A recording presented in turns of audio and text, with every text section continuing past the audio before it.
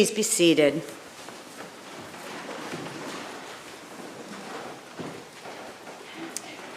Well, it's a pleasure to see everyone here on this robust fourth Sunday of Advent and on Christmas Eve. I think you've exceeded our expectations because I think we ran out of bulletins. So it's wonderful to have all of you here and to have this sort of mixed up congregation because we don't have our 8 and 10:30 service today. I love seeing all the different new people, but people from both of our services combined. It's very nice. I want to begin by asking a question for us to think about. And the question is, what does it mean to be seen? To be seen with a fullness, a love that somehow assures you that you're going to be held every step of the way in whatever you're holding or just in your life in general. The great jazz pianist Duke Ellington had a very good answer to this question. He grew up in D.C. at the turn of the century. Excuse me. He was one of 2 children of his parents, James and Daisy. And when he was asked about his growing up, this is what he said about his parents. He said, "They raised me, coddled me, and spoiled me. They raised me in the palm of their hand, and they gave me everything I thought I wanted and more." And then he says, tongue-in-cheek a little bit, "Finally, when I was around 7 or 8, they let my feet touch the ground." This kind of love was the foundation for his whole life and how he navigated the rest of the world. A world that could be cruel, especially for an African American at the turn of the century. But his parents never let his feet touch the ground in this life, at least not until he could walk right on through it. And he talks about that walking too. He says when his feet actually did touch the ground, he says he ran on out the front yard, through the front yard gate, and every step along the way, ever since, whenever I needed direction, there was always a voice or someone who came along and pointed out the next turn. There was always a voice, an inner voice, or someone who came along and pointed out the next turn, a guardian angel. I think those 2 things go together, this great love and this sense internally and externally that you're going to be pointed to the next step. So I've been thinking about all this in relationship to Mary and her story in the Annunciation. And Gabriel's coming down unbidden to her and announcing to her God's favor. It is Gabriel who sees Mary. Now, if you're lucky, if you had parents like James and Daisy Ellington, you might know what that's like to be seen in that way. You'll have this bedrock under your feet, or have had that bedrock under your feet. But if not, or even if you did or only had some approximation of this kind of love in your family, the story of the Annunciation is a story that fills in those gaps that are missing to overflowing.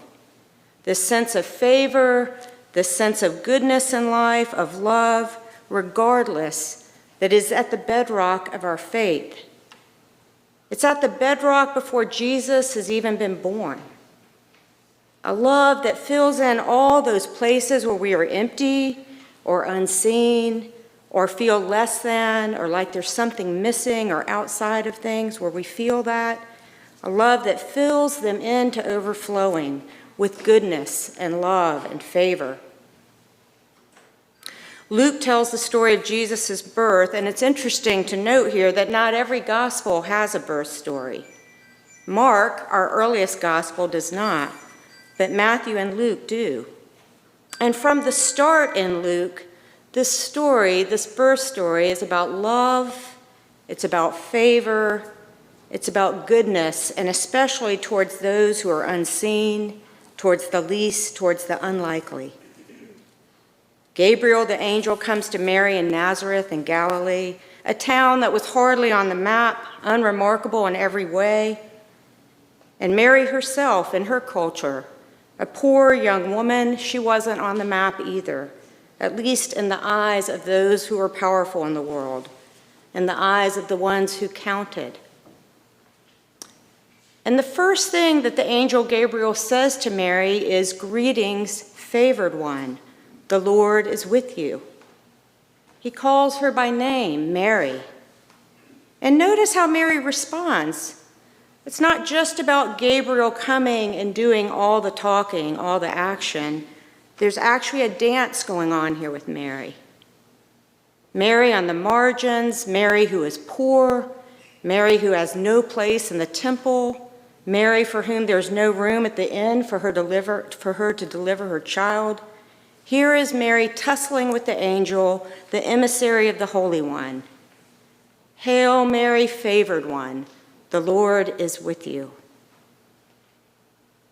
There's this beautiful contemporary painting. It's not this one. I've just sort of surrounded myself with various paintings of the Annunciation, but there's a beautiful one that I found. It's by an artist named Paul Woeful, of this scene of the Annunciation when Gabriel comes to Mary. And in this scene, Gabriel has taken off his sandals and he's kneeling before her. And it's reminiscent of Moses taking off his shoes at the burning bush.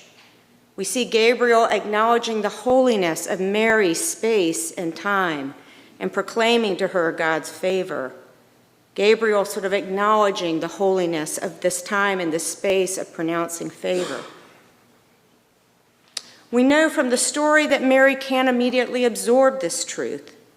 She's not even sure what it is. It's no surprise. She hears it, she sees the angel. Maybe even she knew some Hebrew stories about other people receiving this kind of favor, usually men, but not for one like her. What is this message from the angel? There's another painting that I love, and you may have seen this one before, by Henry Osawa Turner, of this same scene of the Annunciation. And in this scene, Gabriel is depicted as pure light, right on the edge of Mary's bed, this long line of light. And Mary sitting at the other end of the bed, looking quizzically, her prayer shawl over her shoulders, and she looks concerned. The light is brilliant and palpable there at the edge of this contemplative scene that's somehow holding the space, even in all the pondering, even in all the mystery of it. Mary's perplexed. She ponders Gabriel and this greeting. The Greek word used here for perplexed, it isn't just perplexity, which has kind of this neutral tone. The translation really more accurately is deeply troubled. Mary is deeply troubled. This news feels heavy, weighty, scary to her, disbelieving. She's vulnerable, young, poor, not in any way favored by the world around her. And yet she's seen by the angel and told, "Don't be afraid. God is with you. And you will carry a child who will reign over the house of Jacob forever, whose kingdom will have no end." What's striking to me in this favor that Gabriel proclaims is that Mary doesn't really fully take it in, accept any of it, until she's told by the angel that her cousin Elizabeth is pregnant too and will bear a child. It's then, at that point of human connection, of sharing a faith, a story, that she truly believes she won't be alone.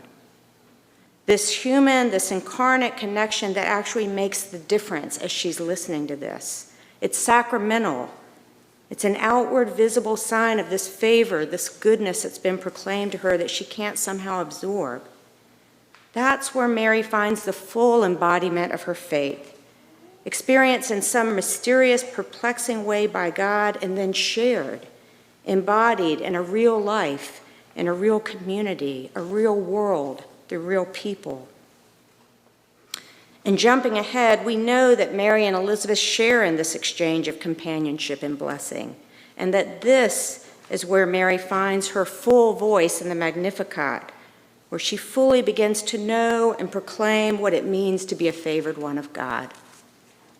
God's favor, God's blessing, known in this kind of selfless, eternal exchange of love through human connection, grounded in love, in their shared experience and their companionship. There's a term for the relationship between a mother and the godmother of a child called comadre. And I like to think about Mary and Elizabeth this way. Comadres in the birth of something vast, mysterious, eternal, that's shared between them. Jesus and the birth of delivering to this world the Christ again and again and again, embodied in their connection to one another and to the world. And so as we begin to move into this moment of silence, which we'll have after this meditation, I have some questions to ask. One is, where are you, where am I in this story? Think about a time when or where you experience this sense of favor and goodness in your world, of goodness that's filled to overflowing. You might call it peace, you might call it oneness, but where have you had that kind of experience or experiences? Was it in a transcendent, vertical kind of way?